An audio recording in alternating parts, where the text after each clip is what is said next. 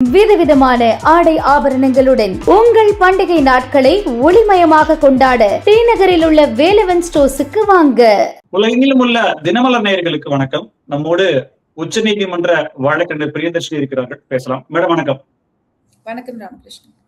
இந்த மும்மொழி கொள்கை அப்படிங்கிறது என்ன நிலைமையில இப்ப இருக்கு? ரெண்டாவது, தமிழகத்துல இது மிகப்பெரிய ஒரு தாக்கத்தை ஏற்படுத்தியிருக்கு. ஆட்சி மாற்றம் ஏற்பட்ட பிறகு இதற்கான முன்னேற்றம் என்ன? ஆக்சுவலி இந்த 3 language ஃபார்முலா வந்து இப்போ லேட்டஸ்டா சிபிஎஸ்இ வந்து ஒரு பாலிசி ஒன்று கொண்டு வந்தாங்க. என்ன பாலிசி அப்படின்னு பாத்தீங்க அப்படின்னா, யூஸ்வலா இப்போ சிபிஎஸ்இ சிலபஸ்ல இருக்கிற 3 language ஃபார்முலா எப்படி இருக்கும்னா, இங்கிலீஷ் ஒரு லாங்குவேஜ், உங்க மதர் டங் நீங்க படிக்கணும். மூணாவது வந்து யூ கேன் ஈதர் சூஸ் ஏதாவது சான்ஸ்கிரிட், ஹிந்தி மாதிரி சூஸ் பண்ணிக்கலாம், இல்லைன்னா பிரெஞ்சு, ஜெர்மன் அந்த மாதிரி சூஸ் பண்ணிக்கலாம். அப்படிதான் நம்ம இது வரைக்கும் பார்த்துட்டு இருந்திருக்கோம். இப்போ வந்து நோட்டிபிகேஷன் என்னன்னு பாத்துட்டீங்கன்னா, இங்கிலீஷை வந்து ஒரு ஃபாரின் லாங்குவேஜா கன்சிடர் பண்ணிட்டாங்க. ஸோ இங்கிலீஷ் ஃபாரின் லாங்குவேஜா கன்சிடர் பண்ணிட்டு மிச்ச 2 லாங்குவேஜ் வந்து இந்தியன் லாங்குவேஜ் படிக்கணும் அப்படின்னு சொல்லிட்டு வந்துட்டாங்க. ஸோ அதாவது R1, R2, R3 நீங்க எடுக்கிற லாங்குவேஜ் 1, லாங்குவேஜ் 2, லாங்குவேஜ் 3. லாங்குவேஜ் 1ல வந்து 4 ஆப்ஷன் கொடுக்குறாங்க. அதுல ஒரு ஆப்ஷன் நீங்க சூஸ் பண்ணணும். அந்த 4 ஆப்ஷன் என்னன்னு பாத்தீங்கன்னா, இங்கிலீஷ், உருது, ஹிந்தி அண்ட் கன்னடா. அதுல வெறும் கன்னடா மட்டும் எதுக்கு கொடுத்துருக்காங்க அப்படின்ற ஒரு கிளாரிபிகேஷனும் கிடையாது. சோ கன்னடாவை மட்டும் அங்க ஸ்பெசிஃபை பண்ண வேண்டிய அவசியம் என்ன? ஒருவேளை வந்து அது ரொம்ப பழமையான ஒரு ஒரு மொழி அப்படின்னு அவங்க கன்சிடர் பண்ணாங்கன்னா, கண்டிப்பா தமிழை தான் அவங்க கன்சிடர் பண்ணியிருந்திருக்கணும். சோ எதுக்குமே இது எதுக்கு R1ல வந்து கன்னடா எதுக்கு போகணும் அப்படின்னு பாத்தீங்கன்னா, அதுக்கு ஒரு கிளாரிபிகேஷன் இல்லை. R2ல வந்தீங்கன்னா 44 லாங்குவேஜ் கொடுக்குறாங்க. அந்த 44 லாங்குவேஜ்ல வந்து இந்தியன் லாங்குவேஜஸும் இருக்கு, ஃபாரின் லாங்குவேஜஸும் இருக்கு, இன்க்ளூடிங் இங்கிலீஷ். சோ இதுல இருந்து நீங்க ஒரு சப்ஜெக்ட் எடுத்தாகணும். மூணாவது R3ல வந்து 22 இந்தியன் லாங்குவேஜஸ், இதுல இருந்து நீங்க ஒன்னு எடுத்தாகணும். சோ இப்ப இதுல என்ன நம்ம புரிஞ்சுக்கணும் அப்படின்னு பாத்தீங்கன்னா, இதோட இன்டென்ட் வந்து சரியான இன்டென்ட் தான் ராமகிருஷ்ணன். அதாவது நம்ம இந்தியால இருக்கிற மொழிகள்ல நம்ம வந்து ஒரு மொழி எக்ஸ்ட்ராவா கத்துக்கணும் அப்படின்ற ஒரு இன்டென்டா இருக்கலாம். இது நிறைய பேரோட அண்டர்ஸ்டாண்டிங் என்னன்னா, இது ஒரு ஹிந்தி திணிப்பு அப்படின்ற ஒரு ஸ்டெப்ல அவங்க வந்து புரிஞ்சுக்கிறதுனால நான் இதை என்ன எக்ஸ்பிளைன் பண்ண விருப்பப்படுறேன் அப்படின்னா, இதேதான் சுப்ரீம் கோர்ட்ல வந்து ஜஸ்டிஸ் நாகரத்னம் அவர்கள் கூட சொல்லியிருக்காங்க. தெளிவா என்ன சொல்றாங்கன்னா, 2 இந்தியன் லாங்குவேஜஸ் நீங்க சூஸ் பண்ணணும்னா, ஒண்ணு உங்க மதர் டங்கா இருந்துதான் ஆகணும். 2வது இந்தியன் லாங்குவேஜ் வந்து எனி அதர் இந்தியன் லாங்குவேஜா இருக்கலாம். அது வந்து ஹிந்தியா தான் இருக்கணும்ன்ற அவசியம் கிடையாது. 22 லாங்குவேஜஸ் இருக்கு நமக்கு ஆஃபிஷியல் ரெகக்னைஸ் லாங்குவேஜ். அதுல ஏதாவது ஒரு லாங்குவேஜை வந்து நீங்க படிக்கலாம் அப்படின்றதுதான் 14.3 நியூ எஜுகேஷன் பாலிசி சொல்றது. ஆனா இதுல ஒரு பெரிய கன்ஃபியூஷன் என்ன அப்படின்னு பாத்தீங்கன்னா, இது இன்டென்ட் நல்லா இருக்கு, ஆனா அது எப்படி வந்து செயல்படுத்துறது தெரியல அப்படின்றதுல ரொம்ப தெளிவா வந்து இந்த எஜுகேஷன் மினிஸ்ட்ரி வந்து கம்ப்ளீட்டா வந்து they have not handled it well அப்படின்றதுல ஒரு செகண்ட் தாட்டே கிடையாது பாத்துக்கோங்க. அதாவது 2027 அதுல இருந்துதான் வந்து இந்த மும்மொழி கொள்கை வந்து, அதாவது 2 இந்தியன் லாங்குவேஜஸ் வந்து நீங்க சொல்லி கொடுக்கணும் அப்படின்றத ஃபர்ஸ்ட் வந்த நோட்டிபிகேஷன்.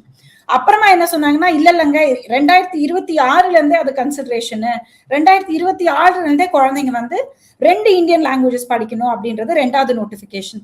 அந்த 2வது நோட்டிபிகேஷன்ல என்ன சொன்னாங்கன்னா, இப்ப 9வது கிளாஸ் படிக்கிற குழந்தைங்க எல்லாம் இருக்காங்க பாத்தீங்களா, அவங்க 2வது இந்தியன் லாங்குவேஜ் இப்ப படிச்சிருக்க மாட்டாங்க அவங்க, ஏன்னா இப்ப இருக்கிற சிஸ்டம்ல அது கிடையாது. சோ ஆனாலும் 9th ஸ்டாண்டர்ட்ல இருக்கிற குழந்தைங்களுக்கு, 10th ஸ்டாண்டர்ட்ல இருக்கிற குழந்தைங்களுக்கு எல்லாம் வந்து இது வந்து செயல்படும் அப்படின்றது 2வது நோட்டிபிகேஷன். 3வது நோட்டிபிகேஷன்ல என்ன சொல்றாங்கன்னா, 10th ஸ்டாண்டர்ட் குழந்தைங்களுக்கு கிடையாது, 9th ஸ்டாண்டர்ட் குழந்தைங்களுக்கு இருந்தாலுமே அது வந்து எக்ஸாமினேஷன்ஸ்க்கு வந்து அது சும்மா ஒரு ஸ்கிரீனிங் தானே தவிர அது வந்து உங்களுக்கு பாசிங்க்கு வந்து it is not going to help you அப்படின்னு. சோ இதுல என்ன ஒரு புரியாத ஒரு விஷயம்னா, 9th ஸ்டாண்டர்ட்ல ஒரு குழந்தை படிக்க ஆரம்பிக்குது, எந்த ஒரு மொழியா வேணா இருந்துட்டு போட்டோம். இப்ப தமிழ்நாட்டுல இருக்கிற குழந்தைங்க தெலுங்கு படிக்குதுன்னு நினைச்சுப்போம். தெலுங்குல வந்து 9th ஸ்டாண்டர்ட்ல ஒரு குழந்தை படிக்கிறதுனால அந்த குழந்தைக்கு என்ன அட்வான்டேஜ் இருக்க போகுது? First point. ஆனா 2வது விஷயம், இதுல என்ன இம்பாக்ட்னா, ஏற்கனவே 2024ல மட்டும் 14,500 குழந்தைங்க சூசைட் பண்ணி இறந்து போயிருக்காங்க. And majorly only because of exam stress. இது வந்து NCRB ரிப்போர்ட்ல இருக்கிற டேட்டா. சோ 14,500 குழந்தைங்க வந்து ஏற்கனவே எக்ஸாம் ஸ்ட்ரெஸ் புரியாம இறந்து போற டைம்ல இப்போ திடுப்புன்னு வந்து நடுவுல இருந்து ஒரு எஜுகேஷன் வந்து நாங்க ரிஃபார்ம் பண்றோம்ன்ற பேர்ல திணிக்கிறது வந்து எந்த விதத்துல நியாயம் அப்படின்றதுதான் புரியல. சோ இத கேள்வி கேட்டுதான் சுப்ரீம் கோர்ட்ல இப்ப வந்து இந்த ஒரு PIL ஃபைல் பண்ணாங்க. அது நிலுவையில இருக்கு, இன்னும் அது வந்து சப்ஜுடைஸ்டா இருக்கு. இந்த பிரிடெக்ஸ்ட்ல வந்து ஜஸ்டிஸ் நாகரத்னம் மேடம் வந்து வேற ஒரு கேஸ் கேட்கும் போது இதே பாயிண்ட் தான் அவங்களும் கிளாரிஃபை பண்ணாங்க. அதாவது குழந்தைங்களுக்கு வந்து நீங்க ஒரு மொழி சொல்லி கொடுக்கறது நல்லதுதான், இன்னொரு மொழி குழந்தை கத்துக்கிறது நல்லதுதான், அது எந்த மொழியா வேணா இருந்துட்டு போட்டோம். 3வது மொழி அந்த குழந்தை கத்துக்குது அப்படின்னா நீங்க 6வதுல ஆரம்பிச்சு 9ல முடிச்சிருங்க. 9 அதாவது 6th to 8th இருக்கணுமே தவிர 9th and 10th வந்து குழந்தை சப்ஜெக்ட் படிக்குமா, உட்கார்ந்து லிட்ரேச்சர் படிக்குமா? 9வது குழந்தை கிட்ட போயிட்டு நீங்க வந்து 10th ஸ்டாண்டர்ட் போர்டு எக்ஸாமுக்கு ப்ரிப்பேர் பண்ணுமா, இல்ல உட்கார்ந்து கத்துக்கிட்டு இருப்பாங்களா? இதுல இன்னொரு பெரிய வேடிக்கை என்னன்னு பாத்தீங்கன்னா 22 லாங்குவேஜஸ் நீங்க அவைலபிள்னு சொல்றீங்க, ஆனா அந்த 22 லாங்குவேஜஸ் சொல்லி கொடுக்கறதுக்கு எங்க டீச்சர்ஸ் இருக்காங்க? அந்த இருக்கிற லாங்குவேஜஸ்க்கு first of all teacher training colleges கூட கிடையாது. ஃபார் எக்ஸாம்பிள் நான் சொல்றேன் பாருங்க, லிம்பு, சந்தாலி, ஷேர்பா, லெப்சா, கோக்போரோக் இந்த மாதிரி எல்லாம் வந்து லாங்குவேஜஸ் அந்த 22 லாங்குவேஜ்ல இருக்கு. இப்ப குழந்தை இது படிக்கணும், எந்த டீச்சருக்கு முதல்ல இது தெரியும்? இதை ப்ரொனவுன்ஸ் பண்றதுக்கே நமக்கு கஷ்டமா இருக்கு. இப்ப தமிழ்நாட்டுல இருக்கிற குழந்தை இது படிக்கணும்னு நினைக்கிறாங்கன்னு வச்சுக்கோங்க, அப்போ ஒரு நேரோவிங் டவுன் த ஆப்ஷன்ஸ். 2வது விஷயம், என்ன இப்படி ஒரு ஹரி? 3வது விஷயம், சென்ட்ரல் கவர்மெண்ட் இப்ப சுப்ரீம் கோர்ட்ல வந்து என்ன சொல்றாங்கன்னா, இந்த 22 சப்ஜெக்ட்ல 4 சப்ஜெக்டுக்கு நாங்க ஏற்கனவே வந்து புக்ஸ் எல்லாம் ரெடி பண்ணிட்டோம், மிச்சத்தை வந்து நாங்க வந்து by the end of July வந்து எங்களுக்கு புக்ஸ் ரெடி ஆயிடும் அப்படின்றதுதான் அவங்களோட ஸ்டேட்மெண்ட் இந்த சுப்ரீம் கோர்ட். சோ அப்படி இருக்கும்போது 22 சப்ஜெக்டையுமே ஜூலை 1ஆம் தேதியில இருந்து ஆரம்பிக்கணும்னு நீங்க எப்படி ஒரு நோட்டிபிகேஷன் கொடுக்கலாம்? உங்க கையில புக்ஸும் கிடையாது, உங்க கையில கரிக்குலமும் கிடையாது, என்ன அப்படி ஒரு அவசரம்? சோ இதனால என்ன ஆகும்னா, ஒரு நல்ல விஷயத்த கூட ஒழுங்கா நம்ம செயல்பாட்டுக்கு கொண்டு வரலன்னா அது எவ்வளவு தூரத்துக்கு ஒரு கன்ஃபியூஷன் கிரியேட் பண்ணும் அப்படின்றதுக்கு இது ஒரு பெஸ்ட் எக்ஸாம்பிள். ஆனா இன்னொரு விஷயத்துல இது தப்பா ரைட்டா அப்படின்னு கேட்டீங்கன்னா, கண்டிப்பா வந்து நான் இன்டர்நேஷனல் வைடா, அதாவது உலகத்திலேயே 25ல இருந்து 30 லாங்குவேஜ் வந்து ஒரு வருஷமும் நம்ம வந்து இழந்துகிட்டு வந்துட்டு இருக்கோம். Globally it's a problem. ஏன்னா வந்து பெருசா பேசப்படுற லாங்குவேஜஸ் பாத்தீங்கன்னா குளோபலியா பார்த்தா கூட இங்கிலீஷ், பிரெஞ்சு, ஜெர்மன், ஸ்பானிஷ் அப்படின்றது போயிடுதே தவிர அவங்களோட லிங்குவிஸ்டிக் மைனாரிட்டிஸ்ல இருக்கிற லாங்குவேஜஸ்லாம் அழிஞ்சு போறது, அதுல எந்த ஒரு செகண்ட் தாட்டுமே கிடையாது. So such being the pretext 7000 languages உலகத்துல பேசப்படுது. அந்த 7000 லாங்குவேஜஸ்ல 40% வந்து ஏற்கனவே இட் இஸ் இந்த என்டேஞ்சர்ட் ஸ்டேட்டஸ்ல தான் இருக்கு அப்படின்றது UN ரிப்போர்ட். இது எல்லாமே கரெக்ட் தான். இப்ப வந்து நான் என்ன கேட்கிறேன், இன்னொரு லாங்குவேஜ் கத்துக்கிறது தப்பா? கரெக்டுங்க, இன்னொரு லாங்குவேஜ் கத்துக்கிறது தப்பு கிடையாது. ஆனா அது கத்துக்கிறதுக்கு ஒரு முறைப்படி நீங்க இதுக்கப்புறம் இது அப்படின்னு எடுத்து சொல்லி இருந்திருக்கலாம். உடனே வந்து எடுத்து திணிக்கும் போது என்ன ஆயிடுதுன்னா, நம்ம ஏற்கனவே தமிழ்நாட்டுல ஹிந்தி திணிப்புன்னு யோசிக்கிறதுனால இதை ஹிந்தி தான் சொல்லி கொடுக்க போறாங்க அப்படின்னு நம்மளே ஒரு முடிவுக்கு வந்துடுறோம். இப்போ ஆப்ஷனெல்லாம் நீங்க இவ்வளவு லாங்குவேஜ் இருந்தாலுமே இதெல்லாம் வந்து ஒரு பிரைமரியா இருக்கும், பட் போக போக ஹிந்தி, சான்ஸ்கிரிட் ரெண்டுல தான் கொண்டு வந்து நிறுத்துவாங்க அப்படின்ற அந்த பாயிண்ட் ஆஃப் வியூல தான் இந்த ஸ்கீமையே நம்ம பார்க்க வேண்டியதா இருக்கு. இப்போ தமிழ்நாட்டுல இந்த மாதிரி சொன்னாங்கன்னா ஆமா அப்படின்னு சொல்லி நம்பக்கூடிய விஷயம் இருக்கு, ஆரம்பத்துல எதிர்க்கக்கூடிய எதிர்வினை தான் ரொம்ப அதிகமா இருக்கும். கல்வி அமைச்சரே கூட பதவி விலகணுன்ற அளவுக்கு போராட்டங்கள் வெடிக்குது அப்படின்னா இது அந்த மாதிரியான எதிர்ப்பு தானே இது சம்பாதிக்குது. இப்ப தர்மேந்திர பிரதான் அவர்கள் வந்து பதவி விலகணும் அப்படின்ற ப்ரிடெக்ஸ்ட் வந்து மும்மொழி கொள்கைக்கு விட அந்த நீட் தேர்வுல கொஸ்டின் பேப்பர் லீக் ஆனது, அதனால குழந்தைகள் இறந்து போனது, திரும்ப திரும்ப ரீ எக்ஸாமினேஷன் பண்றது, 10th ஸ்டாண்டர்ட் 12th ஸ்டாண்டர்ட் குழந்தைங்களோட ரீ எக்ஸாமினேஷன், சோ அவரோட administrative skills has been completely ineffective அப்படின்றதுனால மட்டும்தான் வந்து அவரை வந்து பதவி வந்து விட சொல்றது தவிர. பட் ஆனா இந்த மும்மொழி கொள்கையை பத்தி மேஜர்லி நீங்க பாத்தீங்க அப்படின்னா ஒரு விஷயம் எங்க நம்ம குழப்பிக்க கூடாது அப்படின்னா, ஏன்னா தமிழ்நாட்டுல மேஜர், ஏன்னா நிறைய பேர் என்கிட்ட இதுதான் சொல்லியிருக்காங்க, மும்மொழி கொள்கை வந்து ரொம்ப நம்ம தமிழ்நாட்டுல நம்ம ஃபாலோ பண்ணதே கிடையாது, 1968ல இருந்து நம்ம வந்து 2 லாங்குவேஜ் ஃபார்முலா தான் வந்து ஃபாலோ பண்ணிட்டு இருக்கோம், வந்து அண்ணா அவர்கள் டைம்ல இருந்து இதுதான் கரெக்ட். அண்ணா அவர்கள் வந்து என்ன சொல்லிட்டாருன்னா மும்மொழி கொள்கை தேவையில்ல, 2 லாங்குவேஜ் ஃபார்முலா ஃபாலோ பண்ணலாம் அப்படின்னு சொல்லியிருந்தாங்க.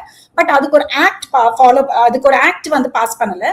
ஆக்ட் எப்ப பாஸ் பண்ணாங்க அப்படின்னா தமிழ்நாடு லேர்னிங் ஆக்ட் 2007ல பாஸ் பண்றாங்க. சோ இந்த சிபிஎஸ்இ சிலபஸ் ஃபாலோ பண்ற ஸ்கூல்ஸ்க்கு மட்டும் தான் இந்த கன்ஃபியூஷன்.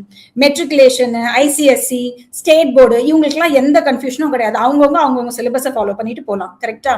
இப்போ 2007ல உங்களுக்கு சிபிஎஸ்இ ஸ்கூல்ஸ் வந்து கிட்டத்தட்ட ஒரு 600-700 சிபிஎஸ்இ ஸ்கூல்ஸ் 2007ல நமக்கு இருந்திருக்கு.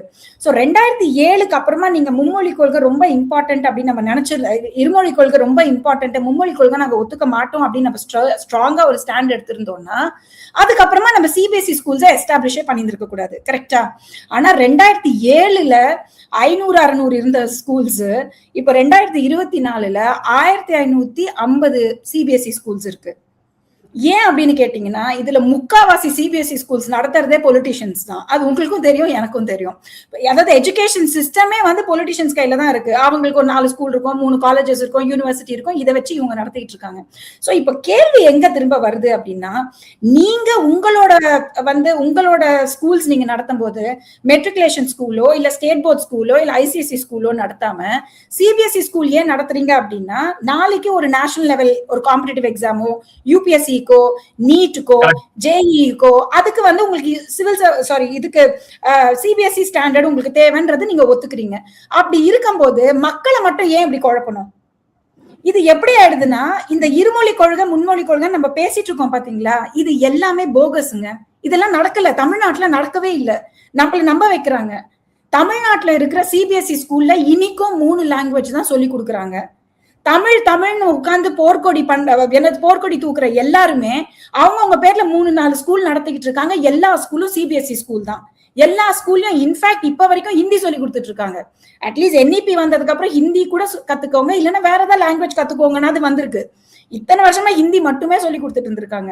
அவ்வளவுக்கு 1965ல நேரு அவர்கள் என்ன சொல்லிட்டாருன்னா, ஹிந்தியை வந்து நேஷனல் லாங்குவேஜா மாத்தணும், ஆஃபிஷியல் லாங்குவேஜா இல்ல நேஷனல் லாங்குவேஜ் ஹிந்தியா மாத்தணும்னு சொல்லியிருந்தாரு. இல்ல முடியாதுங்க, பிகாஸ் எவ்ரி ஸ்டேட் இந்தியாவை பொறுத்த வரைக்கும் வந்து நம்ம யூரோப் மாதிரி ஒரு செட்டப்புங்க. ஒரு 50 கிலோமீட்டருக்குமே டைலெக்ட் மாறும், ஒரு 1000 கிலோமீட்டருக்கு வந்து லாங்குவேஜ் மாறும். என்ன சொல்றது, இப்ப தமிழ்நாட்டிலே வந்து பாத்தீங்கன்னா சென்னையில பேசுற தமிழும் கன்னியாகுமரியில பேசுற தமிழும் கம்ப்ளீட்டா டிஃப்ரெண்டா இருக்கும், திருச்சியில பேசுற தமிழ் கம்ப்ளீட்டா டிஃப்ரெண்டா இருக்கும். ஸோ டைலெக்ட்ஸ் மாறும். இது வந்து பியூட்டி ஆஃப் த கண்ட்ரி.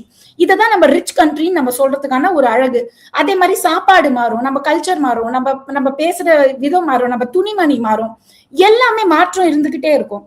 ஆனாலும் நம்ம we are under one single umbrella call India. கரெக்டா? அதனாலதான் நம்ம இந்தியன் சப்கான்டினென்ட் சொல்றது, இந்தியாவை கண்ட்ரின்னு சொல்லாம சப்கான்டினென்ட் சொல்றதுக்கான ரீசனே இதுதான்.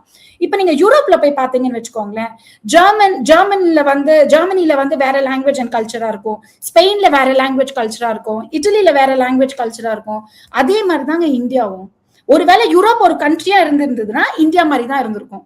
சோ இப்ப நமக்கு கம்ஃபர்டபுளா இருக்கிற ஒரு லாங்குவேஜ் என்னன்னு பாத்தீங்கன்னா அப்சல்யூட்லி இங்கிலீஷ் தான். அது வந்து prevalent in India and abroad. இப்போ இருக்கிற ஒரு இன்டர்நெட் ஸ்பேஸ்ல நான் வந்து என்னோட இங்கிலீஷ இன்னும் நல்ல இங்கிலீஷ் பேசணும்னு நான் நினைப்பேன்னா, இல்லைன்னா வந்து நான் வந்து ஹிந்தி கத்துக்கணும் அப்படின்னு நினைப்பேனான்னு கேட்டீங்கன்னா கண்டிப்பா இங்கிலீஷ் தான் கத்துக்கணும்னு நினைப்பேன். Because it's a global country. இப்போ இது குளோபல் வேர்ல்டு ஆயிடுச்சு இப்போ. கரெக்டா? எதுவுமே வந்து பவுண்டரிஸே எதுவுமே கிடையாது. ஆனா இதுல நம்ம என்ன எல்லாருக்கும் புரிய வைக்கணும் அப்படின்னா, இந்த மும்மொழி கொள்கைன்னு வரும்போது it is not only Hindi. உங்களுக்கு ஹிந்தி படிக்கணும் அப்படின்னு எங்கேயுமே கிடையாது. இன்ஃபேக்ட் ஏதாவது ஒரு ஸ்கூல்ல நீங்க ஹிந்தி படிக்கணும்னு ஸ்பெசிபிக்கா சொன்னாங்கன்னா யூ கேன் சூ அகேன்ஸ்ட் தெம். எந்த சிபிஎஸ்இ ஸ்கூல்லயும் நாங்க உங்களுக்கு ஹிந்தி மட்டும் தான் சொல்லி கொடுப்போம்னு சொன்னாங்கன்னா தயவு செஞ்சு போய் ஒரு லீகல் நோட்டீஸ் இஷ்யூ பண்ணுங்க. It is against the NEP law. Ma'am, ஆனா பிராக்டிகல் டிஃபிகல்டிஸ் அங்க இருக்குல்ல மேம். இப்ப என்னன்னா வேற நியூ லாங்குவேஜ் அவங்க கத்துக்கிறாங்க அப்படின்னா அதுக்கான டீச்சர்ஸ் இல்லன்றது நீங்களே சொல்லியிருந்தீங்களா? ஒண்ணு. ரெண்டாவது, இந்த ஸ்கீம் வந்து யாருமே ஆப்போஸ் பண்ணல, நீங்களே வந்து ஆப்போஸ் பண்ணல. பட் இதை ஃபைன் டியூன் பண்றதுலதான் சில பிரச்சனை இருக்கு அப்படின்னா அத கவர்மெண்ட் பண்றதுக்கான தயார் நிலையில இருக்கா? இப்ப ஏதாவது சஜஷன் சொன்னாங்க அப்படின்னா கேட்கவே மாட்டாங்க, இப்படிதான் இம்ப்ளிமெண்ட் பண்ணணும்ன்ற இம்போஸ் பண்றாங்களா?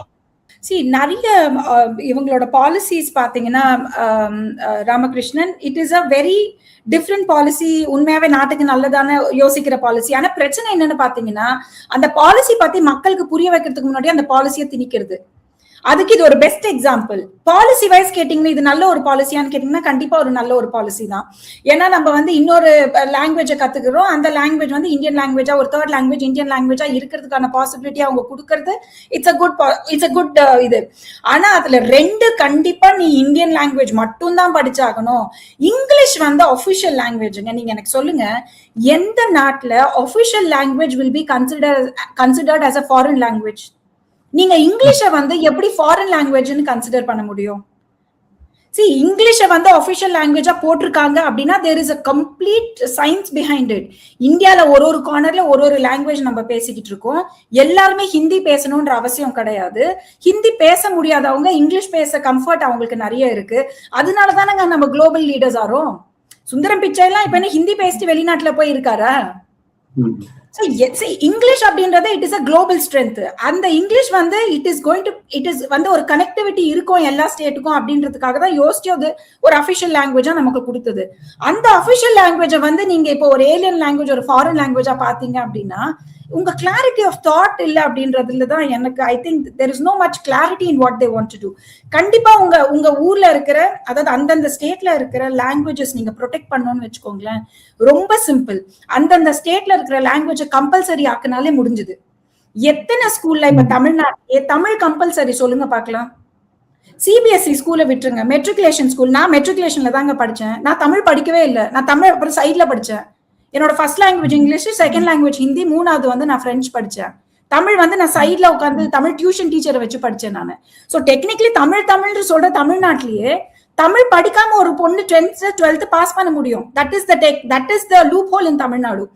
அதே மாதிரி ஒரு ஸ்டேட்லயுமே அந்த ஒரு மதர் டங் நீங்க படிக்காம பாஸ் பண்ண முடியாதுன்னு ஒரு ரூலை கொண்டு வந்துட்டீங்கன்னா அந்தந்த ஸ்டேட்ல இருக்கிற லாங்குவேஜ் வந்து தானா வந்து it is going to survive. இதுக்கு எதுக்கு நம்ம ஒருத்தவங்களுக்கு நமக்கு சொல்லணும் தமிழை வந்து நம்ம காப்பாற்றணும், ஹிந்தியை காப்பாற்றணும், தெலுங்கு காப்பாற்றணும்னு சொல்லவே தேவை கிடையாது. உங்க ஸ்டேட்ல இருக்கிற மொழியை நீங்க படிச்சிட்டீங்கன்னா பிரச்சனை கிடையாது. சரி, இது பண்ணாததுனாலதான் என்னாதுன்னா இப்ப பீகார்ல பாத்தீங்கன்னா மைத்லி அப்படின்ற அந்த ஒரு இது போஜ்புரி அப்படின்ற ஒரு லாங்குவேஜே இல்லாம போயிடுச்சு. ராஜஸ்தான்லயே வந்து நிறைய வேரியன்ஸ் ஆஃப் ராஜஸ்தானி லாங்குவேஜஸ் இருக்கு, அது எல்லாமே அழிஞ்சு போச்சு. இப்ப மகாராஷ்டிராலே பாத்தீங்கன்னா எனக்கு தெரிஞ்ச நிறைய ஃப்ரெண்ட்ஸ் என்ன சொல்றாங்கன்னா என் குழந்தை மராட்டி பேச மாட்டேங்குது, ஹிந்தி தான் நிறைய பேசுது அப்படின்னு. அவ்வளவு எதுக்கு இங்க பஞ்சாப்ல இருக்கிறவங்க ரொம்ப ஹேண்ட்ஃபுல் ஆஃப் பீப்புள் இப்ப பஞ்சாபியே பேசிட்டு இருக்காங்க. மோஸ்ட் ஆஃப் தேம் இப்ப அங்க ஹிந்தி பேச ஆரம்பிச்சிட்டாங்க. ஹரியானால பார்த்தாலும் அதே கதை தான். சோ டெக்னிக்கலி உங்க லாங்குவேஜ் நீங்க பிரிசர்வ் பண்றது அவங்க ஸ்டேட்ல பிரிசர்வ் பண்ணாலே இந்த லாங்குவேஜ் வந்து அழிஞ்சு போவோன்ற பயம் இருக்காது. சோ உண்மையாவே அவங்க லாங்குவேஜ் ப்ரொடெக்ட் பண்ணும் அப்படின்ற ஒரு ஸ்டாண்ட் எடுத்திருந்தாங்கன்னா அந்தந்த ஸ்டேட்ல இருக்கிறவங்க கண்டிப்பா அந்த ஸ்டேட்ல இருக்கிற எல்லா குழந்தைங்களும் அந்த லாங்குவேஜ் படிச்சு ஆகணும். either as a second language or as a third language ஒரு ரூல் போட்டாங்கன்னா that is much easier இல்லைங்களா?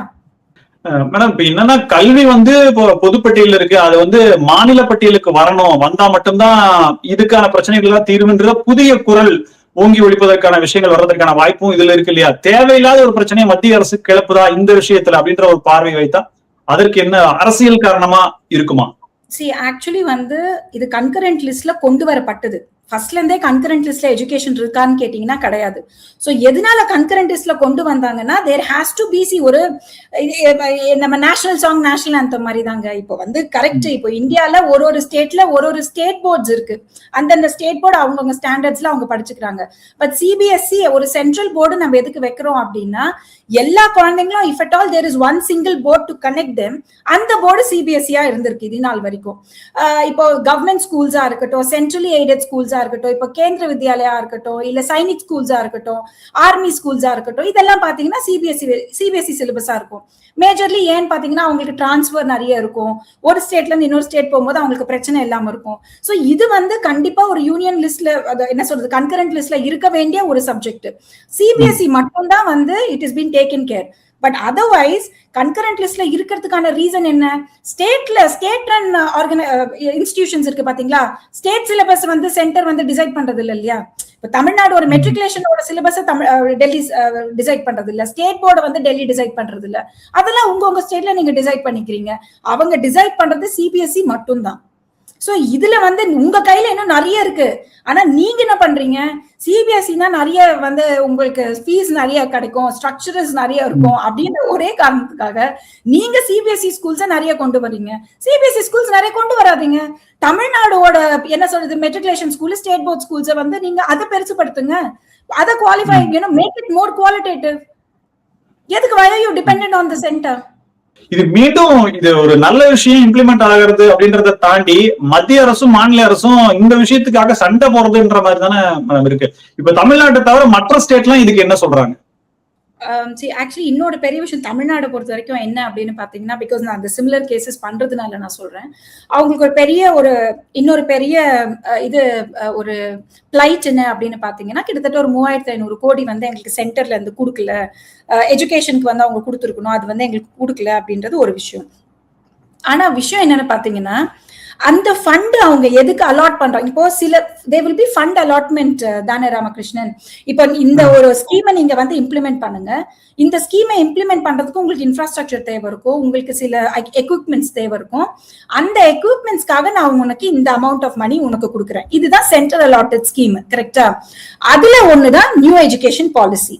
நியூ எஜுகேஷன் பாலிசி எந்தெந்த ஸ்டேட்ல நீங்க இம்ப்ளிமெண்ட் பண்றீங்களோ சென்டர்ல இருந்து ஆமா உங்களுக்கு வந்து காசு தேவை இருக்கும், அதை எஸ்டாப்ளிஷ் பண்ணணும், அதுக்கு டீச்சர் ட்ரைனிங் இருக்கணும், அதுக்குன்னு எக்யூப்மெண்ட்ஸ் இருக்கணும், அதுக்குன்னு உங்களுக்கு வந்து இன்டகிரேட்டட் கோர்சஸ் எல்லாம் நீங்க கொண்டு வரணும். அதுக்கு உங்ககிட்ட காசு இருக்காது, ஸ்டேட்ட காசு போட முடியாது.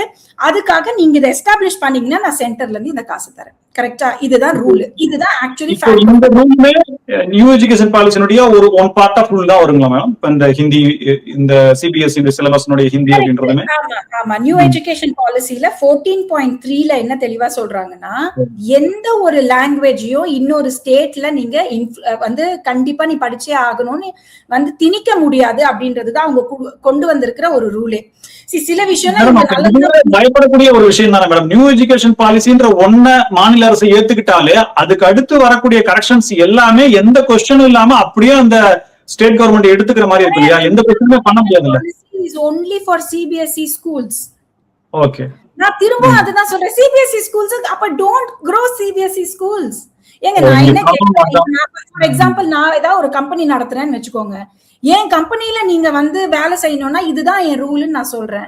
நீங்க என் கம்பெனில சேராதீங்க, you run your own company.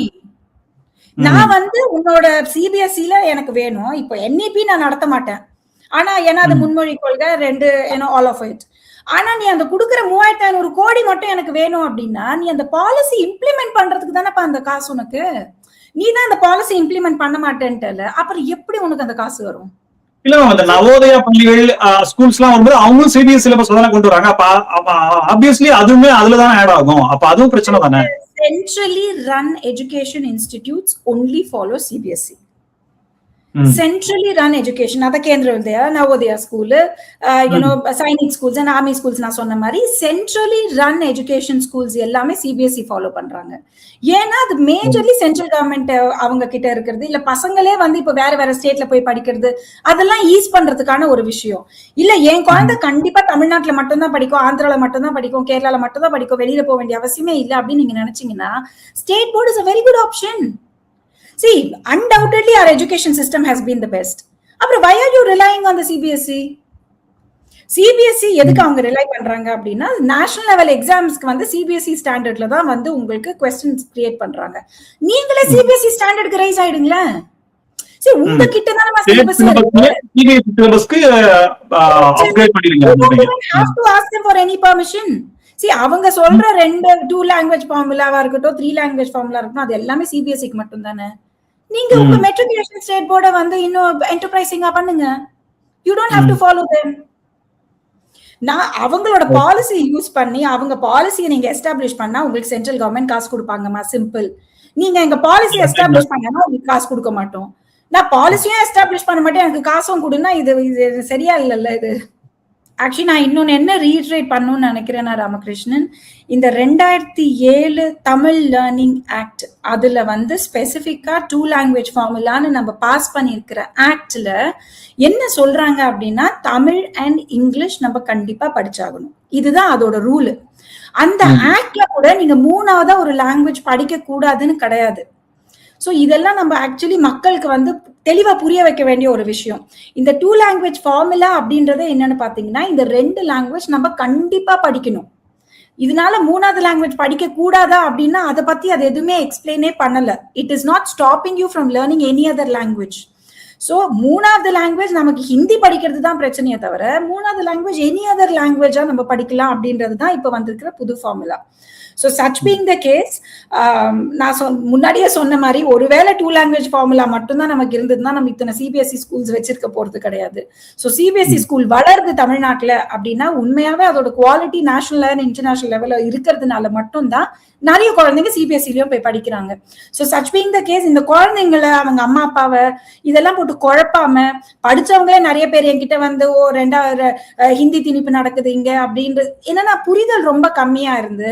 So social மீடியால சொல்றது மட்டுமே உண்மைன்னு நம்புற ஒரு நிலையில நம்ம எல்லாருமே இருக்கோம், வெரி அன்பார்ச்சுனேட்லி. சோ அந்த மாதிரி சோஷியல் மீடியாவை மட்டுமே நம்பி ஒரு டெசிஷன் எடுக்கிறவங்களுக்கு நான் இதை சொல்றேன். இந்த 3 லாங்குவேஜ் ஃபார்முலா அப்படின்றது எந்த ஒரு ஆங்கிள்லயுமே உங்களுக்கு ஹிந்தி திணிப்பு கிடையாது.